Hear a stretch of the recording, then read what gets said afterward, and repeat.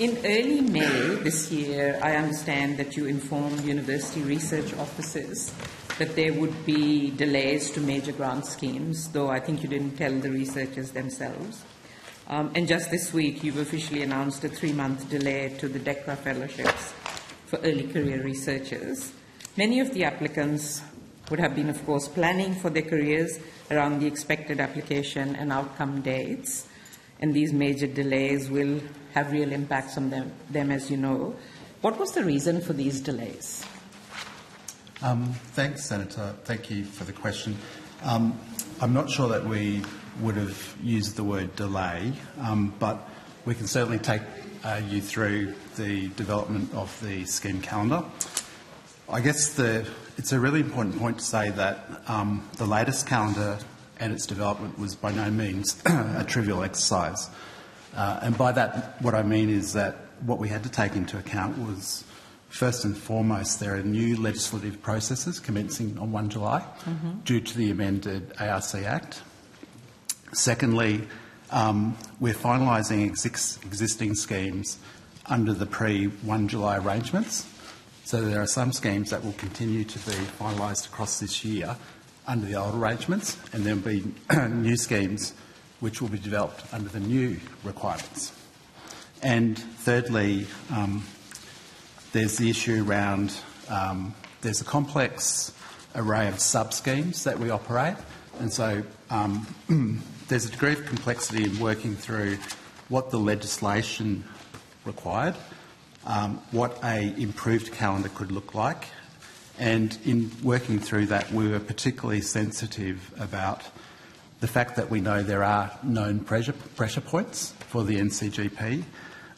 First and foremost, there are pressure points on applicants and what is the ideal schedule or an optimal schedule that we can work to try and redress some of the burden that exists on applicants. There's a known pressure point on our assessors, the detailed assessors that look at all the applications, but also the member of the College of Experts. And also there's known pressure points on our own administration of the schemes.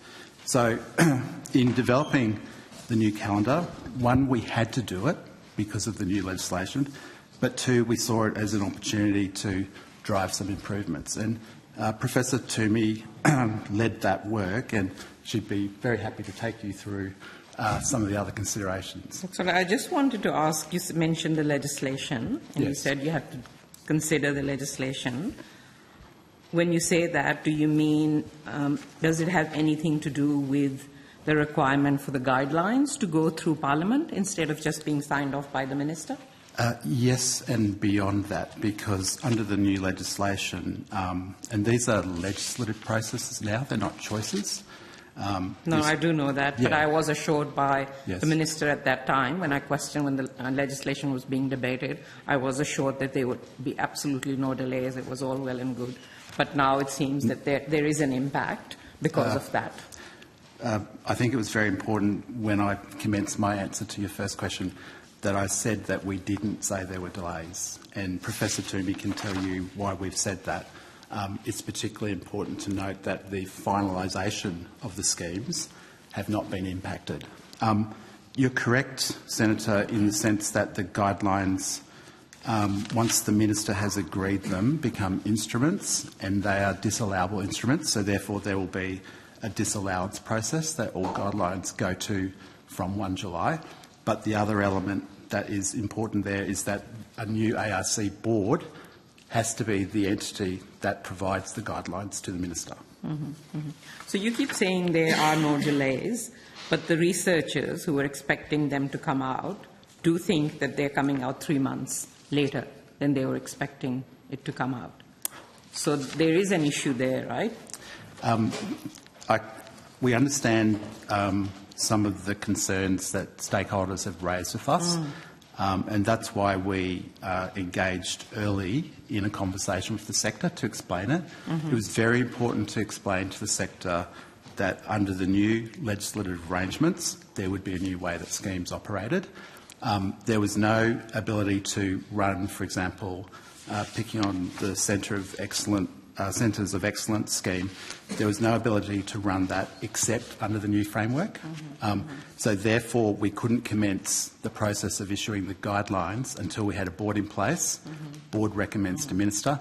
Minister makes an instrument, then the parliamentary process kicks off. So we engaged in a number of consultations to explain that.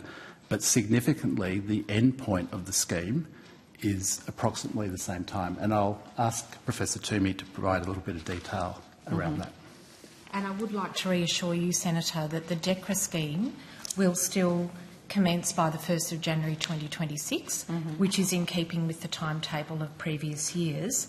And eligibility windows will carry across to DECRA 26 without any gap from DECRA 25 at the consistent date of the 1st of March. So DECRA applicants will know the outcomes a little later, but the commencement date remains the same. And the difference is when we receive the application itself. The difference is not in terms of eligibility or commencement. So are you telling me that there will be no impacts at all on the research community because of these dates? The impact on the research community will be that they submit their application 3 months later than they usually would, but they will know the outcome within the year and they will be able to commence on the 1st of January 2026. But they will, I guess if they are submitting late, they have to, So they won't have to wait an extra 3 months to hear the outcome? No, they will not. They won't have to do that, okay. They will be able to commence on the 1st of January 2026 and they will know the outcome a little later in the calendar year, but we haven't changed that consistent date of March 1st for their eligibility. So early career researchers should feel reassured by that. Okay. And have you told them that already? Yes, that information has been published on our website. That has been published. And did you, when this, did you advise the Minister that the new legislation would require this sort of, at least the delay in when the applications would be out and could be submitted? Was the Minister aware of this when that legislation was going through? Well, it would be fair to say, and this would be more of a question for the department in terms of the policy, it would be fair to say that the Minister would understand the new framework because the Minister introduced it to Parliament.